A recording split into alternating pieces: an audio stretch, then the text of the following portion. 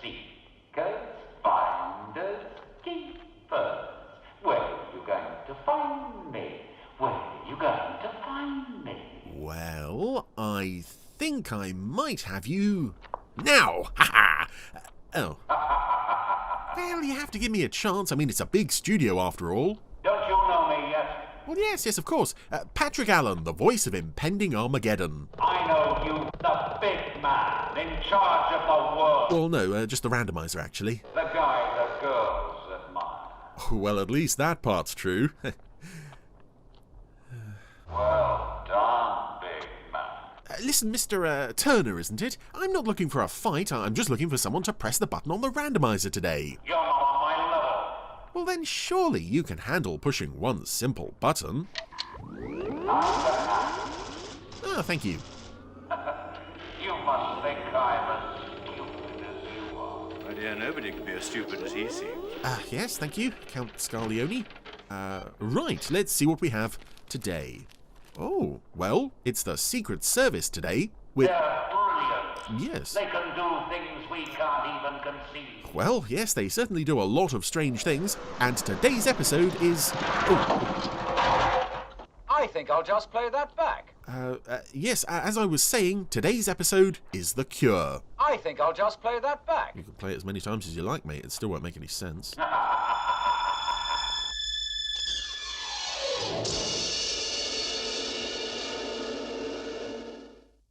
So, welcome back to the Secret Service on the Randomiser, and we open in the back of a car. Sakov, our British friends need suffer one little setback, and we shall be ahead. In the middle of nowhere, Stan. Setbacks are my speciality. That is why I chose you for the mission. You have a certain reputation in these matters. You can rely on me. So, sinister foreign people are being sinisterly foreign. And here we are on the AV-21 plane from Joe 90 Splashdown. Here's our Sakov chap being watched by... Well, it's Captain Scarlet, but of course it's Bishop Agent Blake keeping an eye on Mr. Sakov. And taking some photos of him in with his little briefcase there. Yeah, it's rare to see Blake out in the field actually doing something... It's Sakov, all right. A bit secret agent. Identity of a German businessman. Herr Vorkas, he calls himself. Vorkas? Ah, of course. That's Sakov spelt backwards. A typical touch of his humor. That's why he's the master spy. It is one of the world's most astute freelance agents doing in England. So we're back from the opening titles. Normally we'd go straight over to the Bishop to be filled in regarding who's who and what's what this week, but no, we are sticking with Mr. Sakov as he makes his way somewhere through the English countryside. I mean, this is probably, I think, Burnham Beeches was often used for location filming for this show. It wasn't too far from the studio. Yes, Sakov's car is being tailed by another car. It's all minorly intriguing. Of course, the people following Sakov are real human beings. This is one of these sequences where the fact that we know we're supposed to be following a puppet, but his journey to the nursing home, which is where he's ended up, Greenways nursing home, it's all done by real cars and real actors. Where? In a nursing home? I have a right to sound worried. I can assure you Sakov is not in England for the good of his health. There we go, we better get Father Unwin on the case. And just as an aside, I wish I was watching this in HD. This is 2 episodes of the Randomiser in a row now where I've been watching in SD DVD copies, and to be honest, I'm not used to it. I don't like it.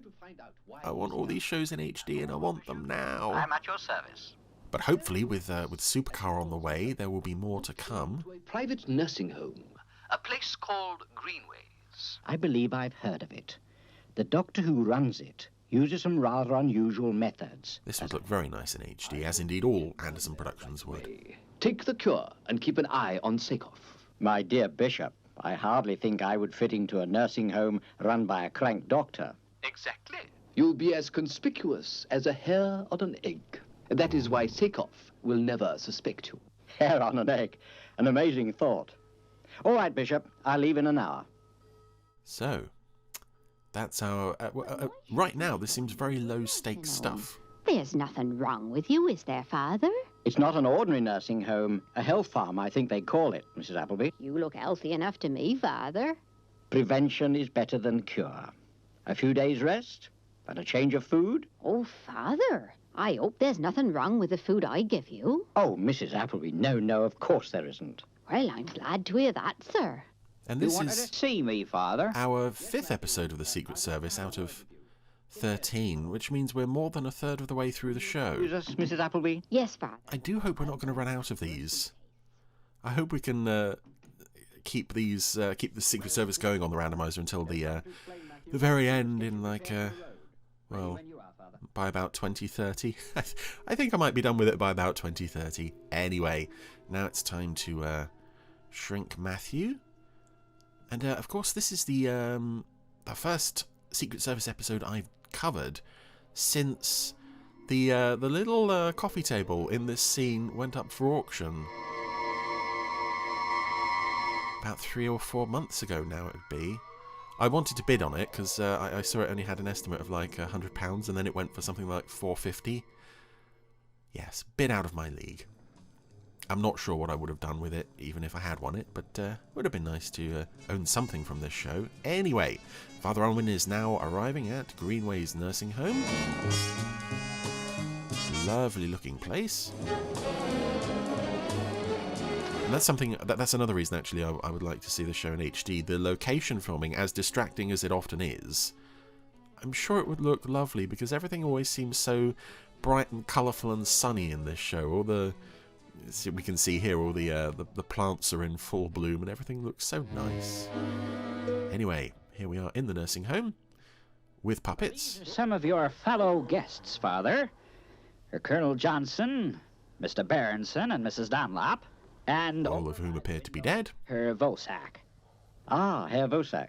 I trust you find the view interesting. And the guy with the slightly squeaky voice is Dr. Clam.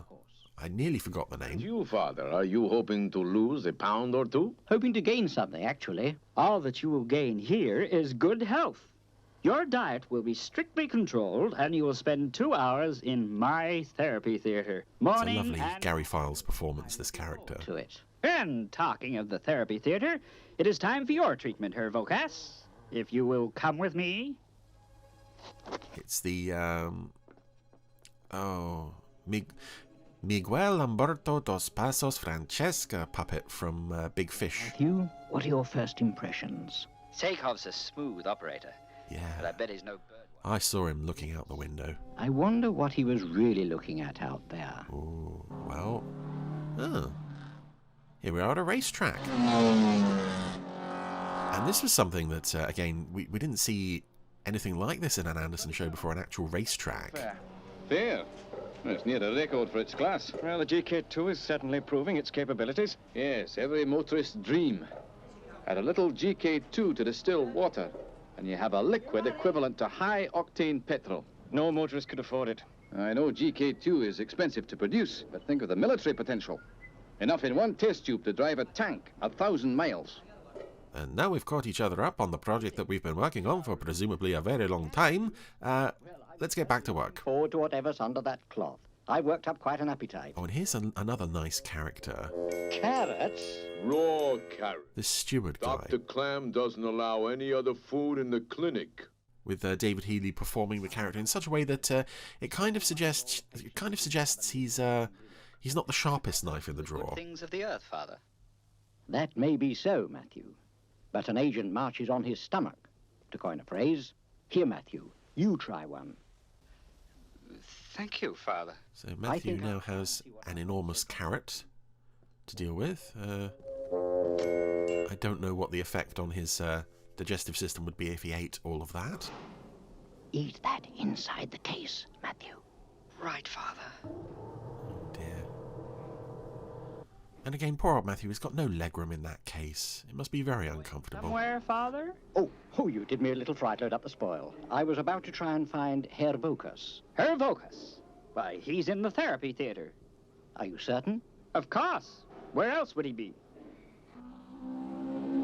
Yeah, this is something, an advantage in creating a show that's so contemporary compared to things like Captain Scarlet and Joe 90 is you can do something like a 1969 era racetrack, and it feels so fresh because we haven't seen anything like this. We've not seen a model effect sequence like this before. And here we go.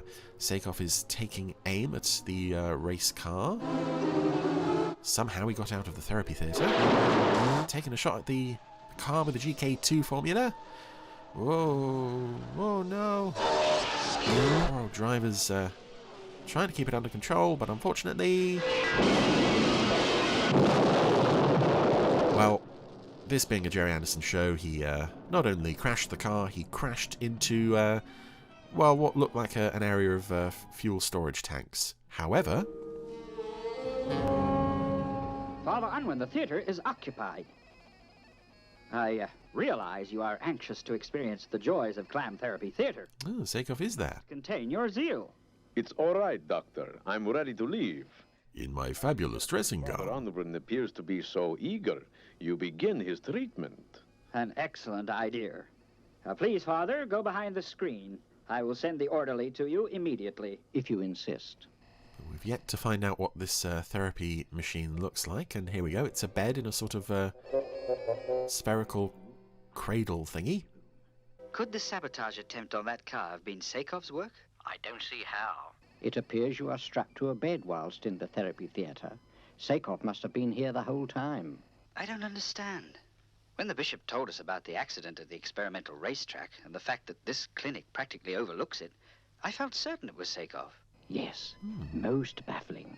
Listen, Matthew, I want you to get over to the track. Maintain a careful watch on the reserve car. All right, Father. But how do I get there? The bishop has arranged for an agent to collect the case. He won't know what's inside. I understand. What will you be doing, Father? I assume that I will be experiencing the deep joys of the therapy theatre. Yes, sir, I understand. Bishop only has one agent. In the Greenways clinic and take it to the experimental racing track. What then? Stop about 50 yards from the pits and carefully conceal the case at the side of the track. Yes, sir. And then? Then you go home. Home? Home, Blake. But, sir, I don't understand. May I ask what's in the case? If I told you it contained one of our most valuable agents, would you believe me? No, sir. I'm afraid I wouldn't. As I thought. On your way, Blake. I want the case at that racing circuit in 15 minutes. There was nothing wrong with the GK2 fuel. Tell that to the driver. It's a miracle he's still alive, Luke. Oh my goodness, he's still alive after that? The money for another month's work. Yeah, slightly, one of the more slightly unbelievable elements of this series, and that's saying something. But then again, nobody really dies in this show. It's to me. Even someone like Captain Mitchell in Recall to Service. He's caught in an explosion. You see his body, but they don't say whether he's dead or not. This show has a real aversion to mentioning death. Here we go. Blake is dropping off the case at the racetrack. And in the original script, I believe this was where we found out that his first name was Roger. Thank you. Because I think he says something like, right, straight home and off to bed. Early night for you, Roger, old chap. Father Unwin, can you hear me? Ah, Matthew, it's good to hear a friendly voice. You sound a little strange, Father. I'm afraid the clam therapy theatre is something I wouldn't wish on my worst enemy. However, that's it, he's strapped down. I think the best place to keep an eye on things is in the car. Excellent idea, Matthew, yes. Oh, I wish you luck. What's going on, Father Unwin? Who are you talking to? Oh, you jumped me up a load out of my skin. Oh, folly, folly, folly. This is a much more comfortable position. Could we maintain it for a little while? The clam recliner moves at random. Any tension is registered and it moves to facilitate a greater blood flow to the head, thus relieving tension. I wonder if this is based on any real-life inspiration, any real-life science, because it sounds just plausible enough to be... that hearing aid. To be real, despite the slightly silly sight of impulses. Unwin strapped down being rotated and spun all over the place. Dr. Clam, it's imperative I have that hearing aid. Oh, he's taking the hearing aid. Come back here. Relax, my dear sir. Just relax. Dr. Clam! Oh. I like that there's a chart on the wall there that points it's a medical chart. We can't see what it is, but the line is just down, straight down. Freely translated. Oh, miserable me, I've had it. Oh. Very apt. There's Sakov. Then here's the standby car that Matthew has concealed himself within. As the minister responsible, I am always interested in new developments, Burroughs. But after this morning's crash, it will take a faultless demonstration to convince me to put government money into the GK2 project. I'm sure, sir, you'll find the tests run satisfactory. The car's been fitted with 2 fuel tanks. One will contain normal petroleum. The other, distilled water. Distilled water? Yes. Here we have a scene where Jeremy Wilkin is voicing 2 characters in a scene of 3. Captain Ochre is one of these 3 characters, but he's not providing the voice. I always find that strange. Lap times are as good, if not better, when the car is running on GK2. But if you look at the voices of the returning Captain Scarlet puppets in other shows, very rarely did they actually get their original voice actors back. I think Wilkin only voiced the Ochre puppet once after Captain Scarlet. Never forgive me. What are you doing, may I ask? Behind this panel is an air duct. It's a tight squeeze, but I can just manage to wriggle through. Where does it lead? Just to the back of the clinic. It's a way of coming and going without being observed. To tell you the truth, I go and buy myself a meal. I'll let you in on a secret. I can't stand carrots. So you go to the racetrack for more appetizing fare. What do you mean? Were you not there? I like that Sakov, for a moment, is prepared to let Unwin in on why he's escaping and where he's going, but he's like, well, it's because I hate the food. And I was informed a security cordon had been thrown round. Now that he knows Unwin is an agent of some kind. Me. What do you mean? This morning's escapade was a cover. During the confusion, I switched the test tube containing the GK2 with one of my own. Oh. Its contents will produce a much more violent reaction. A plan within a plan. It is. I tell you this, knowing that, unlike myself, those traps will keep you here for the next hour. Yeah, we've no explanation as to how Sakov escaped from the therapy machine in the first place. That line suggests that he was strapped to it, nor how he found out that this panel led to the back of the clinic. Doctor! But then I suppose, that's bringing logic into the Secret Service, and that's an absolute mugs game, unfortunately. There's no point in bringing logic into this show. Here's miniature Matthew. Father Unwin! Stuck in the back of the replacement car. Please, it's imperative you release me. And a real-life actor sitting down next to... Father Unwin, they're about to start the demonstration. Puppet Matthew. Well, here we go. Is the GK2 in the distilled water tank? Of course. Here, have a souvenir. And I do like these characters around the racetrack, even though they are mostly just telling each other things they already know. An impending disaster. It's nice to have an environment that's so completely different to the health clinic in this racetrack, and both of them are the kind of places we would never normally go. But also, we get the sense that these... I don't know any of these characters' names, but we do get the sense that this is a project they've been working on for a very long time. You so much. You're not cheating, Father. It is a matter of life and death.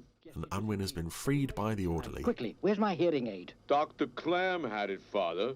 I don't know where it is. 5 laps completed. Another 5 and the driver will switch to the GK2. How's it going, Dave? Fine. First tank about half empty.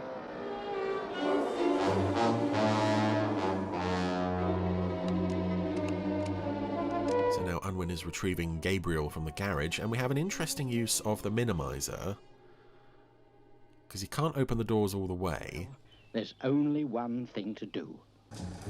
So he somehow manages to miniaturize Gabriel and presumably the minimizer as well, unless he's hidden it very well in the garage. Again, to be honest, the thought of how this works, I don't even want to go there. It is quite sweet to see the miniature Model T trundling off up the these real-life roads, though. But yeah, how does that work? And again, in a later episode, More Haste, Less Speed, when Matthew and Gabriel and Unwin are all miniaturized, 2 laps. I don't know, can they miniaturize Minimizer even? Oh my goodness, I'm losing it here. Can the Minimizer minimize itself? Is that an option? We don't know. But the miniaturized Gabriel has caused a chap on a bicycle to crash into a bush, so, you know. It's nice to see the show spending time on big issues like that without answering any of my questions. Like, how the heck does this shrink ray thing even work? But is this the shot where, yeah, this means they must have the minimizer on board, where Gabriel goes into a tunnel miniaturized and then comes out the other side full size? It's a very cool idea. It's a very cool image, but again, it just begs the question: he must have the minimizer on board. How does it minimize itself? Left, sir. And then I think you're in for a surprise. It's almost like none of this makes any sense. Hey, what's going on? Who allowed that vehicle on the track? Stop the test. Another couple of miles and I'll switch to the GK2. No, the car will explode. Oh, I'll phone the security people. Whom he obviously eluded to get onto the track. What's going on? Stop! So Unwin has stolen... Yeah, he's stolen the guy's radio. They were powerless to stop him. 3 men against an elderly priest. Who is this? Is that you, Pete? I can't hear you properly. Matthew! It's essential you stop the car immediately. Without the hearing aid. What's going on? But I'm switching to GK2. No! Matthew! Changing to GK2. Now! And Matthew pulls out the cable just in time. So instead of an almighty explosion, our driver guy just has a nasty crash. Well, no, actually not too bad. Clearly he's a better driver than the other guy they hired. Driver, Yes?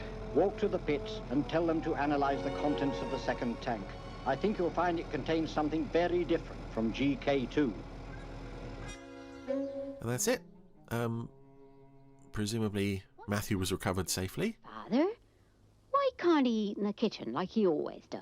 This is a very special occasion. Oh yes, and Mrs. Appleby doesn't like Matthew.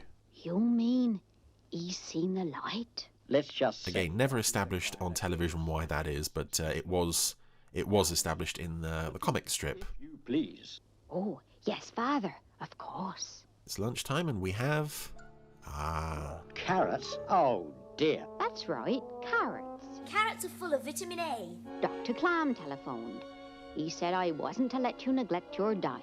Carrots indeed. So, as Father Unwin munches down on his 4-carrot lunch, we say goodbye to the Secret Service and the Cure, and that is... Well, it's... I don't know, because at the end of the day, I kind of feel like I have to grade the Secret Service in a slightly different way to any other Anderson show, because it is just so unusual. On the whole, I do like that one, though. There aren't too many sort of dull spots. I really like the fact that we've got 2 settings that we've never really seen in an Anderson show before, the health farm and the racetrack, and they are integrated fairly well. Just a thought, actually. What happened to Sakov? Where did he go? Oh, yeah, he seems to have left the story. Our main villain. We don't know what happened to him. So, well, that's obviously a fairly significant plot hole, unless it's something I waffled over. On the whole, though, this is another enjoyable episode of the Secret Service. It's just, they are so difficult to grade on any level of quality because they are so absolutely bonkers. I prefer to just kind of sit back and let the bonkers kind of wash over me. And yeah, it's been another very enjoyable washing of madness from the Secret Service.